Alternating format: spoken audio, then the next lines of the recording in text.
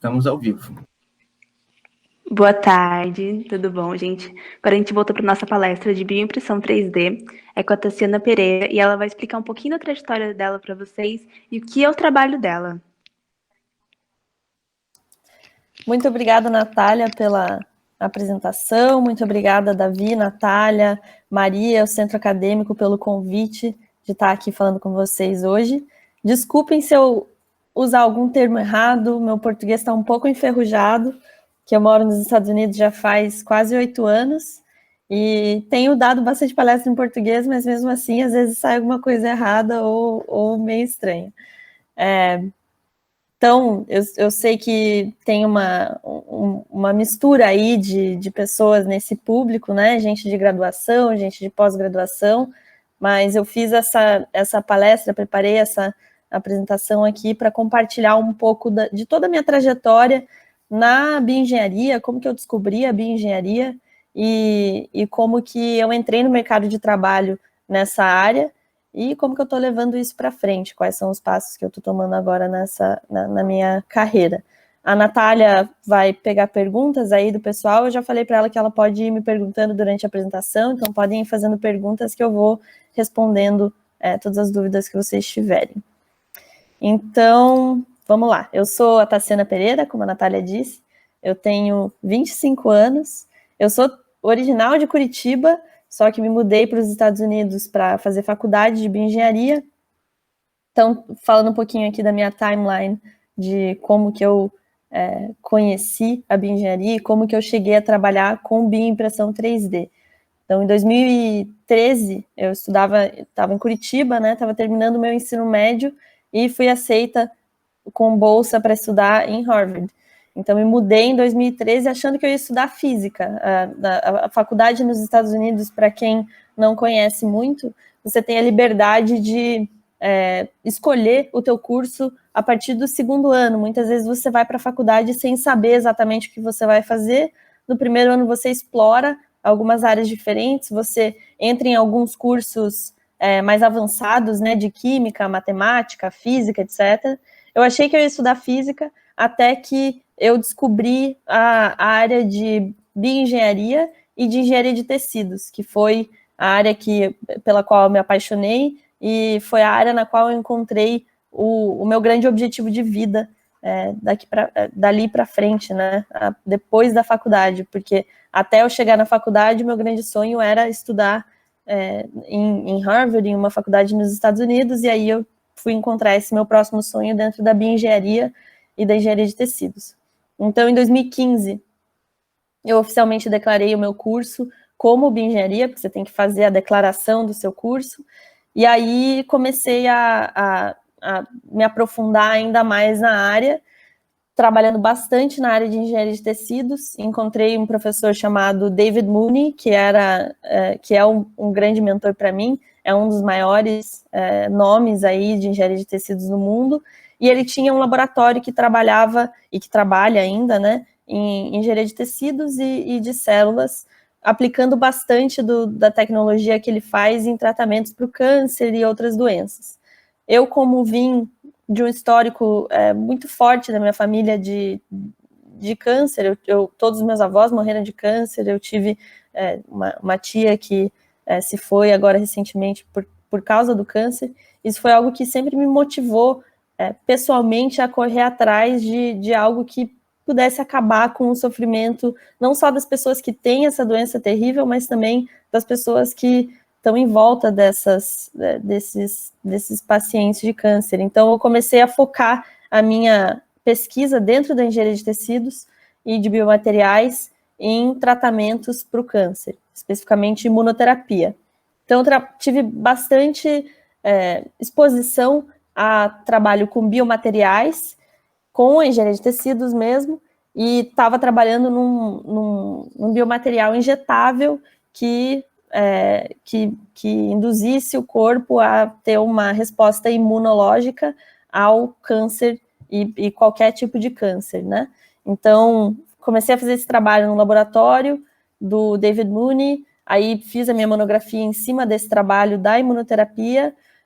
Quando eu estava para me formar, no meu último ano, comecei a procurar o que eu ia fazer. Então, estava fazendo bastante pesquisa acadêmica e eu tinha algumas opções à minha frente. Eu podia continuar na vida acadêmica e fazer um PhD, eu poderia fazer poderia trabalhar com consultoria, que tinha muitos amigos meus indo trabalhar com consultoria, poderia também ir trabalhar numa grande empresa, né, dentro da indústria de farmacêutica ou de life sciences no geral. E aí eu descobri esse universo de startups que tinha muita gente da minha turma que estava indo trabalhar nisso. A maioria das pessoas que estudava comigo estava indo trabalhar na área de tech sem a bio, né? Não de biotech necessariamente, mas muita gente trabalhando com startup de software. E aí eu comecei a procurar esse universo de biotech aqui nos Estados Unidos, que tinha bastante empresa já, não tantas na área de engenharia de tecidos em si, mas muitas na área de genética, na verdade. E eu encontrei algumas opções de startup e encontrei a Levi, que na época a gente se chamava BioBots, que é uma empresa que construiu e inventou, né, a primeira bioimpressora 3D desktop do mundo, que foi muito responsável pela democratização da tecnologia de bioimpressão 3D, porque até a Levi surgir, eram poucos laboratórios acadêmicos que tinham acesso à tecnologia, muitos tinham, os poucos que tinham as bioimpressoras 3D para fazer pesquisa de biofabricação, né? Tinham impressoras que eram caríssimas, muito difíceis de lidar, eram impressoras gigantescas, que uma ou duas pessoas do laboratório inteiro podiam mexer e fazer pesquisa. E aí a Levi foi fundada, surgiu com a primeira bioimpressora desktop, com um software que tornou assim, extremamente fácil de você fazer experimentos dentro da bioimpressão 3D e de fato democratizou a tecnologia. Hoje tem outras empresas que surgiram em volta da bioimpressão 3D, tanto de biotinta quanto de bioimpressora também. E então eu entrei na Levi em 2017, no fim do meu curso, eu me formei em maio, no fim de maio, e já comecei a trabalhar na Levi em junho. Me mudei para Filadélfia, porque eu morava em Cambridge, pertinho de Boston. Me mudei para Filadélfia e comecei o meu trabalho como bioengenheira. Então, os meus primeiros projetos eram focados em tecidos específicos. Então, eu trabalhava na biotinta para ossos, para pele, e trabalhava mais com a bioimpressora mesmo e nas aplicações que a nossa bioimpressora poderia ser usada para fazer pesquisa dentro do campo. Tassiana, nessa linha, a gente tem duas perguntas já. Uhum. Uma é, que dicas você dá para quem está começando e quer trabalhar com bioengenharia, engenharia biomédica, impressão 3D? E a outra é, como é a área de consultoria em bioengenharia? Qual o mercado nisso e como se atua? Obrigada pelas perguntas. Eu vou dizer que muito do que eu vou responder provavelmente vai ser mais aplicável aqui com o cenário dos Estados Unidos. Eu não tenho tanta experiência com o mercado de trabalho da área de bioengenharia no Brasil, mas para o mercado, a primeira é dicas para trabalho no geral, né? Acho que para quem está começando, para quem está começando. Para quem está começando, uma coisa que foi muito útil para mim quando eu estava começando a procurar emprego, né, é olhar objetivamente para as habilidades que você tem dentro do campo. Então, tem gente que vem pedir uma vaga na Levi para mim, por exemplo, e eu vou perguntar, então, qual que é a tua experiência? O que você aprendeu no decorrer aí do teu curso? E não só a questão teórica, mas o que você consegue fazer de fato no laboratório. Então, sempre pensar no que você está fazendo no teu curso que vai poder ser aplicável dentro do curso, fora do curso, no laboratório, dentro da universidade, ou qualquer outra atividade extracurricular que você esteja fazendo. Quais são as habilidades que você consegue aplicar no mercado de trabalho ou na empresa que você está procurando trabalhar. Então, para para você trabalhar numa empresa de bioimpressão 3D, por exemplo, algumas coisas mínimas. Você tem que ter uma mínima experiência com biomateriais, uma mínima experiência com cultura ou cultivo de células, não sei como que fala exatamente se é cultivo ou cultura, e experiência com impressão 3D sempre é útil. Então, você tem que pensar quais são as áreas que você gostaria de trabalhar e quais são as habilidades que você conseguiu construir durante o seu curso e como que você consegue aplicá-las, né?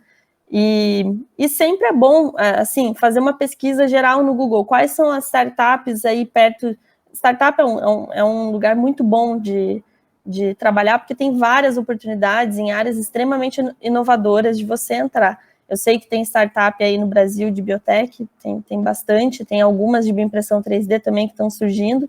Então, você ir atrás dessas oportunidades de startup ou de empresa grande, de onde for que você queira trabalhar, para você, e como que você poderia aplicar o que você já aprendeu, como que você consegue alavancar as qualidades que você desenvolveu no decorrer do curso para conseguir pleitear a vaga que a empresa pode ou não pode ter. Às vezes a empresa não tem uma vaga clara e eu ainda assim recomendo que você corra atrás, pergunte, porque se for a combinação certa, né, se tiver aquele fit entre o candidato e a empresa pode abrir uma exceção para você. Na área de consultoria, muitas vezes a consultoria de bioengenharia ou de biologia é baseada em projeto, né? Tem os projetos específicos, pode ser um projeto de pesquisa de mercado. Então, às vezes, tem um investidor que procura uma consultoria para entender um pouco mais do mercado. Digamos que tem um investidor que quer investir na Aleve, e ele não entende muito sobre o mercado de bioimpressão 3D ou de cultivo de células em 3D. Então, ele pode ir atrás de um consultor, para esse consultor fazer a pesquisa de mercado e descrever quanto que o mercado está crescendo, qual é o tamanho do mercado, quais são os maiores, as empresas que são maiores dentro desse campo, para que ele possa entender onde que ele está entrando, se essa não é a área de expertise do investidor. Pode ser também que seja um projeto de consultoria que esteja ajudando uma empresa pequena ou uma empresa grande também dentro do campo de biotecnologia. Digamos que uma empresa que começou com 20 usuários, de repente cresceu para 400 e está querendo crescer para 2.000, 5.000. E, às vezes, dentro da empresa não tem tanto do expertise de escalar uma linha de produção. Então, a empresa pode ir atrás de consultoria, que daí teria um time de pessoas dentro da empresa de consultoria, tem várias habilidades diferentes, né? Alguém que entende de operações, alguém que entende da biologia em si, e é assim que você consegue aplicar o que você aprendeu no curso ou da tua experiência do mercado de trabalho, se você já teve alguma, assim que você aplica no campo de consultoria.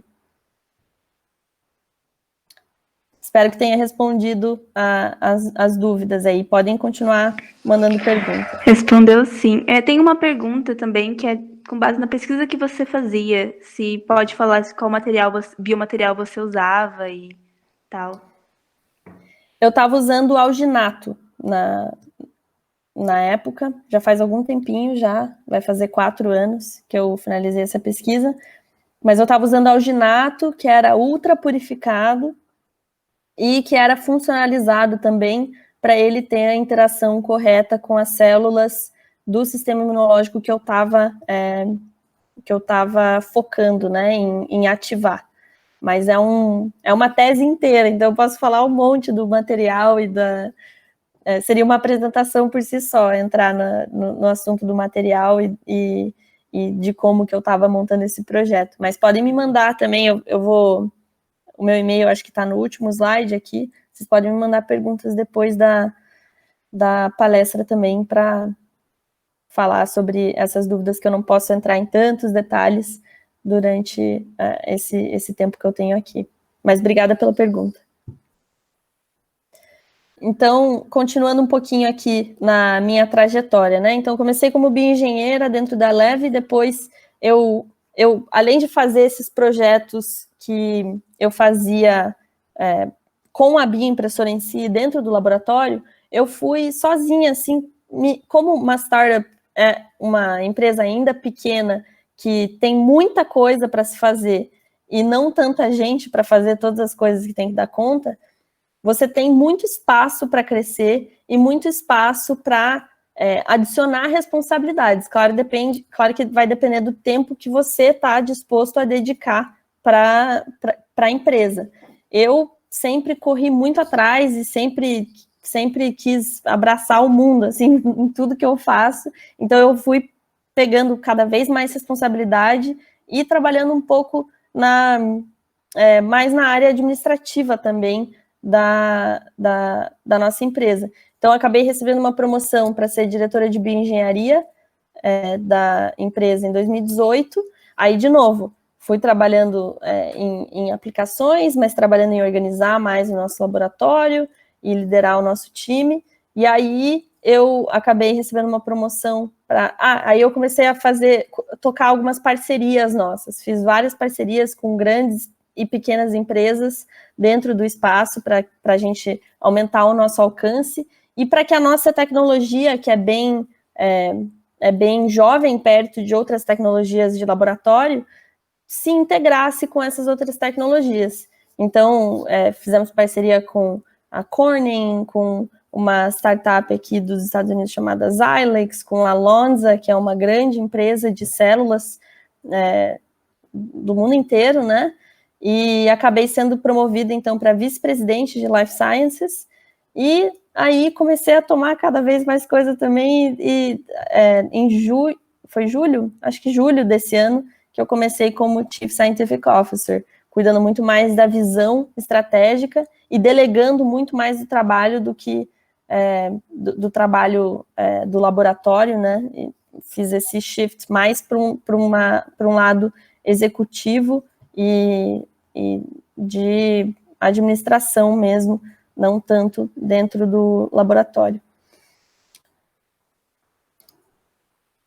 E aí, uma coisa que eu gosto de compartilhar, né, que nesse período todo assim, só estou ainda há pouco tempo dentro do mercado de trabalho desde que me formei, faz quase 4 anos, e foram 4 anos de faculdade que eu fiz, né, de bioengenharia, mas compartilhando um pouco dos aprendizados que eu tive, uma das coisas mais importantes para eu encontrar o que eu queria fazer depois da faculdade, e até para eu desenvolver essas habilidades que mais me ajudaram no mercado de trabalho, foi focar em aprender de mentores, e encontrar mentores que fossem exemplos naquilo que eu queria alcançar. E tem mentores de várias áreas diferentes, mas o mais importante para a minha área de engenharia de tecidos especificamente foi esse professor David Mooney, que eu falei, que foi o meu orientador também da minha tese. Ele que foi no trabalho dele que eu vi a natureza do que eu queria fazer no futuro. O tipo de aplicação da tecnologia que ele criava no laboratório dele para doenças como câncer, como HIV, que também é uma que ele foca no laboratório dele. Foi isso que eu falei, nossa, me encontrei dentro da bioengenharia e é nisso que eu quero trabalhar daqui para frente. Não sei exatamente de que forma, mas é esse o conteúdo com o qual eu quero estar trabalhando. E isso foi muito, muito importante para mim. Acho que é algo que claro que as faculdades têm estruturas diferentes, têm diferenças estruturais do Brasil para os Estados Unidos, mas é algo que eu recomendo para vocês também, procurarem aquele professor ou professora, ou alguém que vocês conhecem que já está dentro do mercado de trabalho, que faz o tipo de trabalho que vocês querem fazer no futuro. E aí aprender com essas pessoas, quais foram os passos que elas tomaram e o que elas fizeram para conseguir avançar dentro da carreira delas e chegar onde eles chegaram, e que você teve contato, né, e onde você admira que eles estão. E aí, dentro disso, uma das coisas mais importantes também foi a experiência fora da sala de aula. E eu sei que às vezes é difícil, tem vários memes que eu vejo, que eu acompanho, memes em português, sobre estágio que pede experiência quando o estágio é algo que seria a sua primeira experiência, né? Tem várias formas de você ganhar experiência e de você relatar essa experiência que você teve.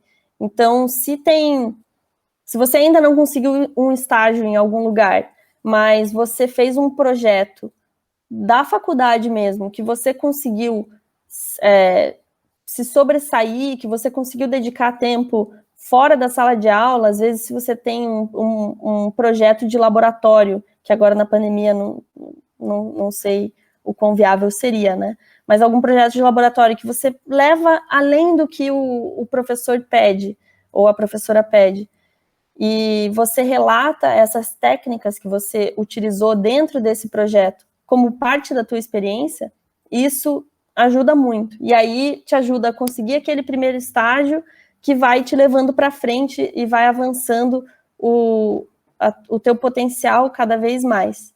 Para mim foi essencial o trabalho de tese, monografia, que eu fiz com o David Mooney. Era algo que fazia parte do meu requisito curricular, né? Eu tinha que entregar uma tese, mas eu dediquei muito mais do que só o tempo que eu teria ali de aula. Eu passava noites e fins de semana inteiros no laboratório, fazendo esse trabalho e aperfeiçoando técnicas que às vezes iam além da técnica que eu precisava de fato para minha tese, para eu ter isso no meu portfólio de habilidades, né? Então, isso é muito importante, vocês encontrarem essas pessoas que vocês admiram e vocês procurarem saber dessas pessoas quais foram as habilidades que foram mais importantes para vocês conseguirem avançar e e traçar um plano de como que vocês conseguem correr atrás dessas habilidades. E aí, para qualquer estágio, digamos que vocês tem um estágio ou uma posição de trabalho que vocês querem muito e que vocês às vezes aplicaram e não conseguiram, pedir o feedback da pessoa. Por que não? Eu já tive muita gente que veio atrás de mim, pediu um emprego na Leve e tinha algumas coisas que faltavam dessas pessoas, e eu sempre respondo, se você vier na próxima tentativa, sabendo fazer isso, isso e isso, ou tendo adicionado tal projeto que vai fortalecer o teu perfil, né, como candidato, é muito provável que eu tenha vaga para você. Então, sempre ser bem objetivo, assim, com o que você tem que fazer ou tentar conseguir o máximo de feedback possível para vocês conseguirem avançar dentro do caminho que vocês querem trilhar.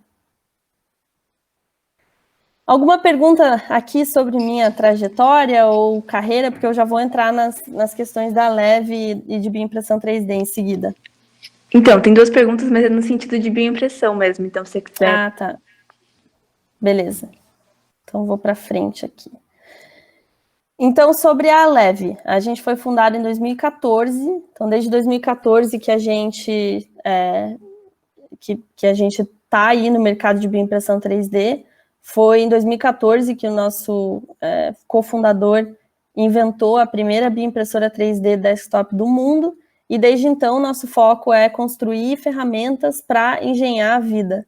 As nossas bioimpressoras 3D e biotintas são usadas no mundo inteiro, já vou dar mais dados sobre isso, por bioengenheiros, engenheiros de tecido, cientistas de materiais, biomateriais, pessoas da indústria farmacêutica, gente de todas as áreas que usam as nossas bioimpressoras para resolver problemas, alguns dos maiores problemas da humanidade. A gente acredita que a nossa tecnologia vai possibilitar a cura de doenças, uma forma de substituir o teste de medicamentos em animais, e a medicina personalizada em geral, incluindo um dia transplante de órgãos bioimpressos. Aqui estão algumas das instituições que a gente com quem a gente trabalha, e tem mais um monte também. Então, um pouquinho de qual é o nosso alcance, né, e como que funciona, o que os nossos usuários fazem com a nossa tecnologia. Aqui tem uma variedade de tecidos que os nossos usuários, com que os nossos usuários trabalham, fígado, coração, né, tem um monte de coisa. Os nossos usuários certamente levam a tecnologia bem longe e são super criativos em usar a nossa bioimpressora para diversas aplicações. A gente está em mais de 40 países no mundo inteiro, mais de 380 laboratórios hoje, e por a gente ter facilitado o processo de bioimpressão com software que é extremamente fácil de usar, com a bioimpressora em si, que também é fácil de usar, a gente tem tanto gente do ensino médio que usa os nossos equipamentos, até pós-doc que trabalha com os nossos equipamentos para publicar nos maiores jornais científicos do mundo. Então, o nosso impacto de pesquisa tem aumentado, dobrado a cada ano, pelo menos dobrado a cada ano, triplicado em muitos casos. E a gente viu um impacto muito grande nosso no aumento de publicações dentro da área de bioimpressão 3D.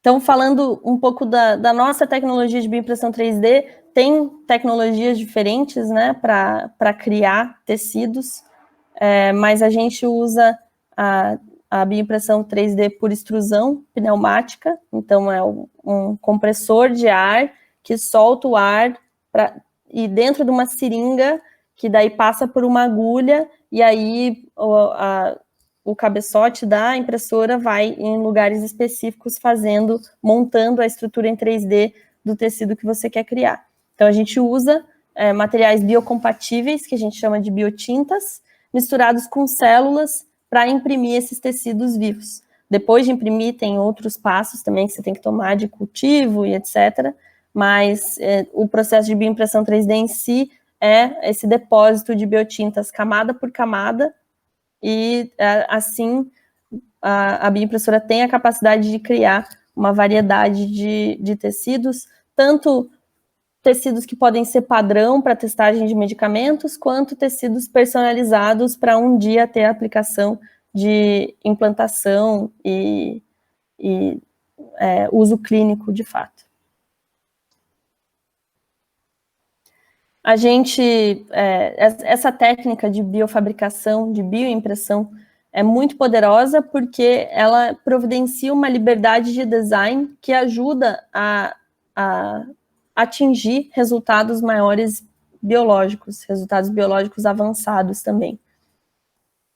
O cultivo celular 3D tem várias vantagens por ser uma alternativa mais fisiologicamente relevante do que o cultivo em 2D, então muitos testes de medicamentos são feitos só em células, em placas de Petri, que estão em 2 dimensões, né, e o fato dessas células estarem em 3D num ambiente, num microambiente, que é mais parecido com o ambiente que as nossas células estão no corpo humano mesmo, você alcança resultados muito maiores.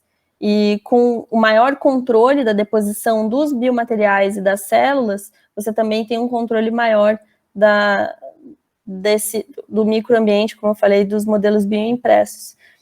Nesse exemplo, dá para ver aqui, essas são todas imagens do nosso laboratório. Esse aqui é um hidrogel depositado manualmente por uma pipeta, e aqui na imagem B, a gente tem um rim em miniatura que foi bioimpresso com uma biotinta de colágeno tipo 1. Então, você consegue ver o nível de precisão que a gente alcança com a bioimpressão 3D que você nunca conseguiria fazer manualmente. Talvez você conseguiria fazer um molde para daí colocar o colágeno, mas é muito mais trabalhoso do que você imprimir de forma automatizada um rim desses na nossa bioimpressora. Esse aqui foi com a nossa bioimpressora. E aí, nas imagens C e D, a gente tem células dermais que foram cultivadas por 14 dias. Elas foram, a gente usou um assay live dead, então as células em verde estão vivas, as células em vermelho estão mortas. Elas foram cultivadas em colágeno tipo 1 também, de baixa concentração, e essa imagem tem, de novo, o colágeno depositado manualmente, e aqui tem o colágeno que foi bioimpresso. Você consegue ver a diferença, o que eu falei de o controle macro pode levar a um controle micro também. O fato do colágeno ter sido depositado pela bioimpressora, os filamentos, o filamento do colágeno aqui na imagem bioimpressa, né, causou uma orientação que foi intencional das células dentro dentro da biotinta, né? Então, ao você controlar a geometria do que você está imprimindo, você também consegue direcionar a função das células muitas vezes. E por isso que a geometria é tão importante, porque ela tem um impacto funcional no tecido que você está criando. Aí a gente trabalha com 3 principais áreas da bioimpressão 3D, a parte de hardware, que são as bioimpressoras 3D em si, a parte de wetware, que são das biotintas, e a parte de software, que é da modelagem em 3D, como que você move a bioimpressora, enfim, como que você controla a bioimpressora pelo computador, né?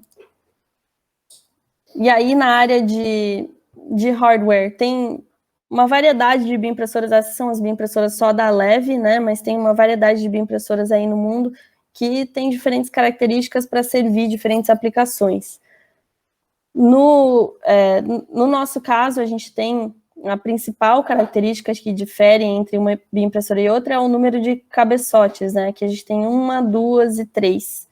E o que isso determina é quantos materiais que você pode usar na sua impressão. Então, digamos que você esteja trabalhando com a pele e você quer representar as diferentes camadas da pele. Então, para isso, você precisa usar diferentes tipos de células, e aí você pode usar uma biotinta de colágeno com um tipo de célula em um cabeçote, outro tipo na do meio e outro tipo na última, e criar esse modelo bem complexo de pele, né? Se você está trabalhando com um modelo mais simples e só quer um tipo de célula, ou quer misturar 3 tipos de células em uma biotinta só, você só precisa usar um extrusor, não precisa necessariamente de 3. No nosso caso, como eu falei, a gente trabalha com extrusão pneumática, mas também tem bioimpressoras que trabalham com extrusão mecânica, inkjet. Você também pode ter o controle de temperatura, pode ter LED de UV para fotorreticulação. Tem várias características diferentes que as bioimpressoras podem oferecer para você alcançar o resultado final de biofabricação do teu tecido de escolha. No lado do software, a gente tem uma plataforma super fácil de usar, que te dá todas as instruções de como usar a bioimpressora. O software é uma parte muito importante, porque é ele que vai dizer, é por ele que você coloca, né, o modelo que você quer imprimir. Então, se você quer imprimir um rim, você precisa do modelo em 3D do rim. Se você quer imprimir organoides, você precisa também ter os comandos corretos para que você consiga imprimir os organoides. E é por meio do software que você vai conseguir transformar aquele modelo em 3D em código que a bioimpressora entende para imprimir e ir nos lugares específicos que você está mandando, que você precisa que a impressora vá para construir o teu tecido em 3D. Aí que você coloca todo o controle de parâmetros, né, que são a temperatura, a pressão, o arquivo que você está usando para imprimir, etc. E a gente facilita isso tudo porque a gente já otimizou todos os materiais, vários materiais que são muito utilizados dentro da engenharia de tecidos, como matrigel, colágeno, alginato, enfim, vários materiais que a gente usa, que já estão todos os parâmetros incluídos no nosso software para que todo mundo consiga facilmente começar a imprimir com qualquer material. E aí, falando em material, essa é a parte de wetware, que são as biotintas, né? Então, a gente tem várias biotintas que a gente oferece, e wetware, em geral, trabalha com toda a parte biológica, né? Não só as biotintas, mas aditivos, quais são as células que você usa, qual é o meio que você usa para cultivar a sua estrutura depois de imprimir. Então, falando um pouquinho do processo de bioimpressão 3D, especificamente o processo de bioimpressão 3D que tem com base o uso de seringas, né? Porque se você está usando qualquer tipo de processamento de luz, aí você trabalha com recipientes diferentes da biotinta ou do biomaterial para a bioimpressão. Mas esse processo de bioimpressão com seringas, você tem que preparar as células, e por isso que eu falei lá no começo, que é muito importante você conseguir, para quem quer trabalhar na área de bioimpressão 3D, é muito importante você ter a experiência com o trabalho, cultivo celular, né? Porque você vai precisar preparar essas células, todo o processo que você teria que preparar para um experimento com células em 2 dimensões, você tem que também preparar essas células, pode ser célula o preparo pode mudar um pouco dependendo da célula que você está trabalhando e do tecido, né?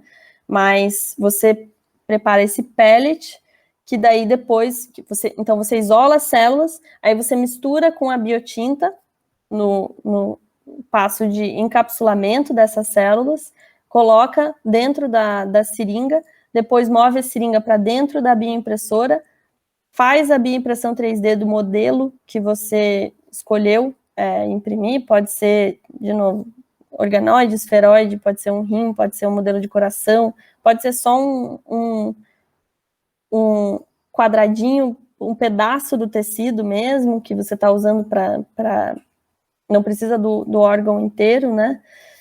E aí você faz o cultivo desses modelos com o meio apropriado. Se você tiver a cocultura de células diferentes, aí você tem que preparar ainda com mais atenção, né, o meio que você vai usar para que essas células não só sobrevivam, mas funcionem da forma que você precisa que elas funcionem. E aí, assim que você tem o modelo final, isso é o processo geral, né? Dependendo do tecido que você está criando, os passos têm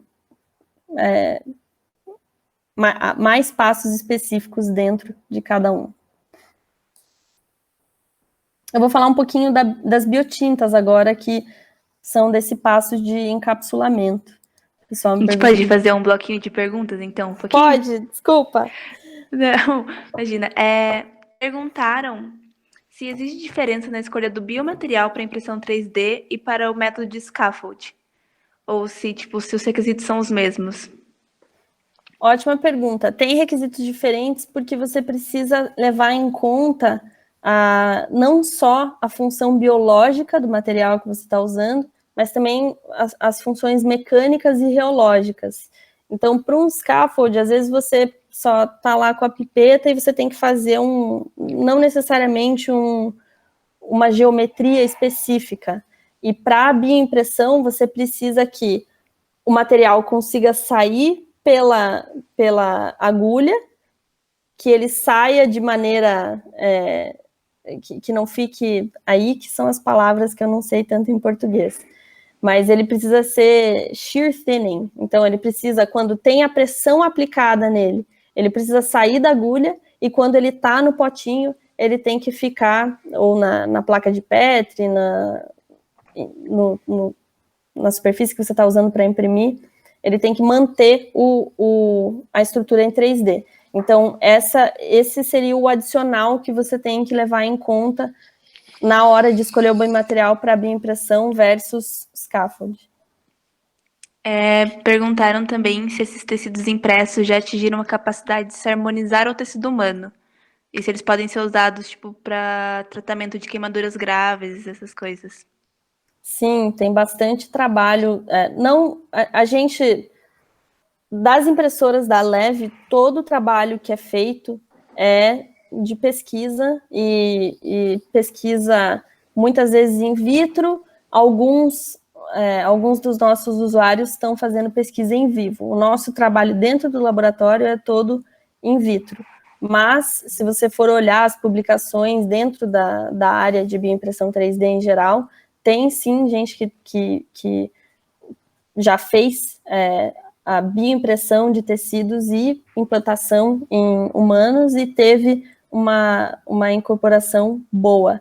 A gente também tem muitos resultados positivos de estudos feitos em animais, que pela propriedade do biomaterial mesmo e das células que estão sendo incorporadas nesse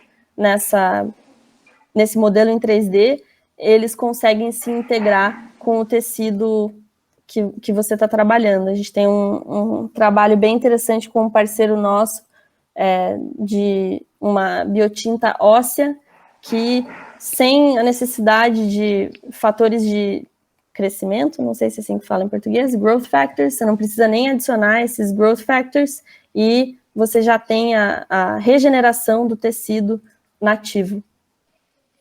Muito legal. Perguntaram também quanto tempo um órgão, como esse rim que você mostrou, dura após a impressão. Qual é a durabilidade? Ótima pergunta. Depende do material, né? Mas esse rim que a gente imprimiu em colágeno ficou alguns meses com a gente. E como a gente não imprimiu esse rim em um ambiente esterilizado, aí o que aconteceu foi que depois de um tempo, depois de alguns meses, em temperatura ambiente, começaram a crescer algumas coisas ali, mas ele estava intacto ainda. Então, se a gente tivesse impresso em um ambiente esterilizado, duraria ainda mais tempo. Nossa, está chegando muita pergunta. Perguntaram se existe um apoio da área de diagnóstico por imagem, RMTC, para a bioimpressão de tecidos. E se sim, em quais momentos podemos ter o apoio do diagnóstico de imagem? Então, o diagnóstico de imagem, bom, tem vários aspectos nos quais a imagem, o exame de imagem, se encaixa nesse workflow de bioimpressão 3D. Tem o passo de você fazer um exame de imagem e pegar esse material, né, esse arquivo, e transformar em um arquivo que você possa imprimir na impressora. Então, digamos que você esteja trabalhando com um defeito ósseo. Você pode fazer o exame de imagem, pegar esse arquivo e imprimir exatamente aquele defeito ósseo que seria uma impressão personalizada. Então, tem algumas empresas que trabalham com essa conversão do exame de imagem para impressão e daí não tanto com biomateriais, mas com materiais sintéticos, tem bastante trabalho nisso. Então, essa é uma das interfaces. Também tem, eu conheço gente até alguns usuários nossos, que imprimem o órgão, ou imprimem um modelo para testar o quanto que o equipamento deles funciona para diagnosticar ou identificar certas coisas dentro do órgão que eles imprimiram. Então, tem várias áreas de sinergia, assim, entre as duas tecnologias. Aproveitando isso sobre sinergia, perguntaram também qual é a relação entre nanotecnologia e a bioimpressão 3D, especialmente se a nanotecnologia pode tornar viável a bioimpressão de órgãos e tecidos complexos, como o do sistema nervoso. Com certeza, tem muita correlação. Acho que a nanotecnologia entraria bastante na composição das biotintas, né? Criar esses materiais, esses biomateriais que são ainda mais funcionais e que ajudam na biofabricação dos órgãos ou dos tecidos específicos. Porque uma coisa que é muito importante dentro que eu vou falar um pouquinho mais para frente, é quando você escolhe sua biotinta, tem muita gente que pensa, tem duas características principais que você tem que pensar. a performance biológica e a performance mecânica. Então, você consegue imprimir, e quando você consegue imprimir, ela funciona bem, ela ajuda o tecido a ter a função que você espera daquele tecido específico. Muitas vezes, você acaba tendo que focar mais, tem biotintas que focam mais no fato de conseguir imprimir e não tanto na funcionalização, de como aquele material vai representar o arcabouço de proteínas e informações químicas que as células precisam para ter a função que elas têm no tecido nativo. Então, a nanotecnologia tem muito espaço em várias áreas, né, da bioimpressão 3D, mas eu acho que muito nessa área de criar os materiais que são padronizados, que são bem impressos e que no fim do processo também vão fazer com que as células tenham a função que elas precisam ter para criar um tecido vivo e que funciona, né, funcional. A gente tem mais algumas perguntas, mas então eu vou deixar para você concluir, daí sobrar um tempinho no final a gente retoma, ou qualquer coisa a gente manda para você, para ter esse tempinho de conclusão. Tá bom, eu tenho acho que 4 minutos, né? E tem bastante coisa para cobrir, então vou dar uma voada em cima aqui.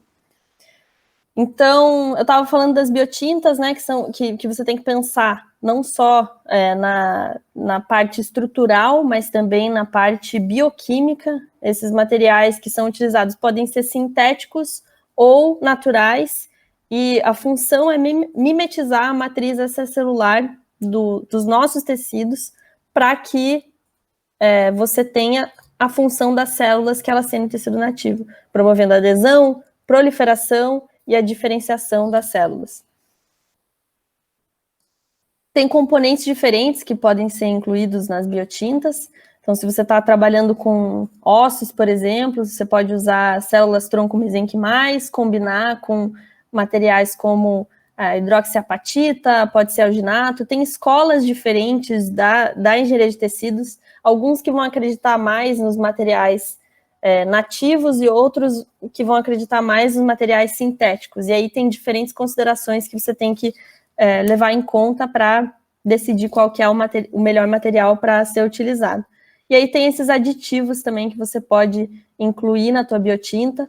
Se é um material como o alginato, que é de origem de algas, né, vem das algas, não tem todas as características do biomaterial como o colágeno, que é o maior componente da nossa matriz extracelular nativa, você tem que funcionalizar esse material com outros componentes que vão melhorar a sua performance. Então, a nossa matriz extracelular tem uma variedade de proteínas e por isso que tem muita gente também que trabalha com a matriz extracelular descelularizada, o DCM, que é algo que eu posso falar um pouquinho mais, mas vou ter que voar aqui porque eu quero responder mais algumas perguntas. Então, tem diferentes origens das biotintas, elas servem para diferentes propósitos.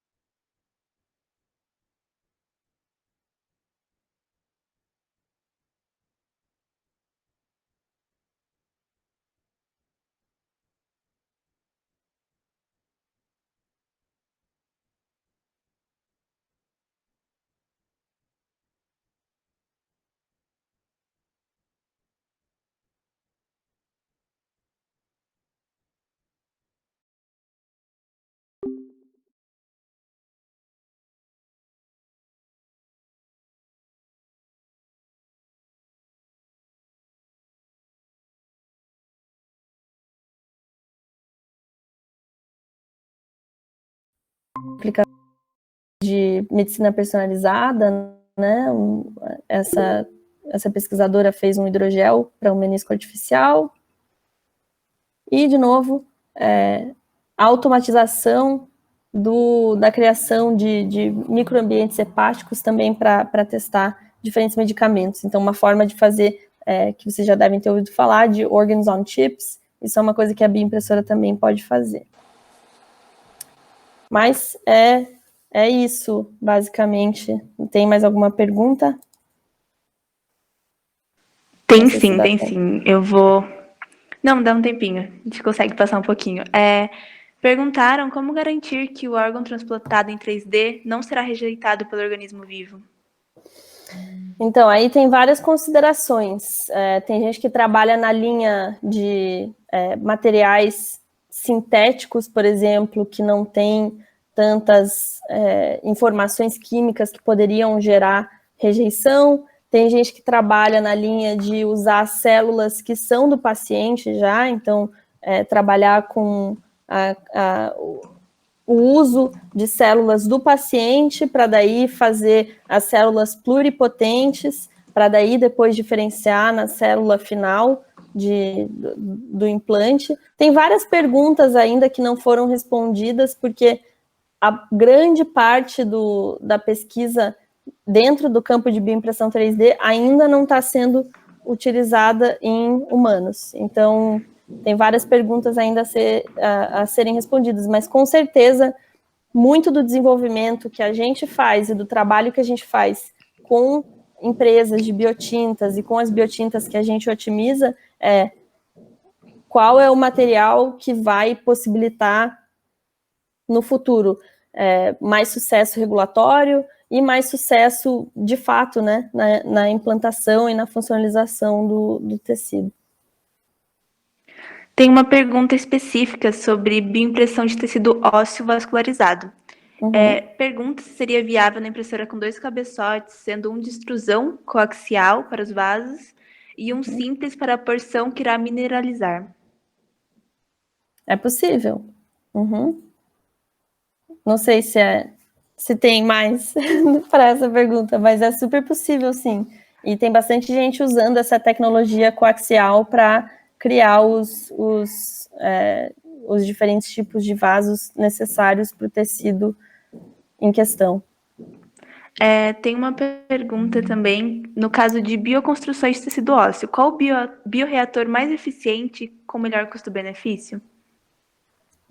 Eu acho que essa área de bioreatores é uma área que tem sido menos explorada no campo. A gente tem muita gente que vem atrás, vem conversar com a gente para incorporar a tecnologia que a gente chama aquilo que eu mostrei mais cedo, qual que é o bioprinting workflow. Tem várias coisas que você faz antes da bioimpressão e depois da bioimpressão que são muito importantes para você ter o tecido final da forma que você precisa, né? E o bioreator é algo muito importante. O que a gente mais tem visto é o uso de bombas, peristaltic pumps, que são aqueles dispositivos que conseguem induzir flow.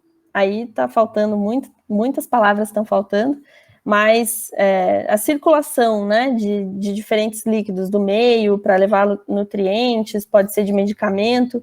Então, a maior parte de bioreator que tem sido utilizada em conjunto com a bioimpressão 3D tem sido só dessas pumps, tipo essa aqui, mas tem algumas empresas também que estão trabalhando com a construção de bioreatores que é mais facilmente integrada com com estruturas bioimpressas. Mas eu não tenho nenhum nome assim para indicar ou alguma marca para indicar. Tem várias marcas de bioreatores e a gente está vendo aí com quem que a gente vai trabalhar em cima disso. Nesse sentido, para quem quiser ver um pouco mais, a gente vai ter uma palestra sobre bioreatores na própria semana. Então, com a Eppendorf, no dia 21, às 5h20. Então, mais dúvidas, acho que eles podem responder melhor essa questão sobre bioreatores.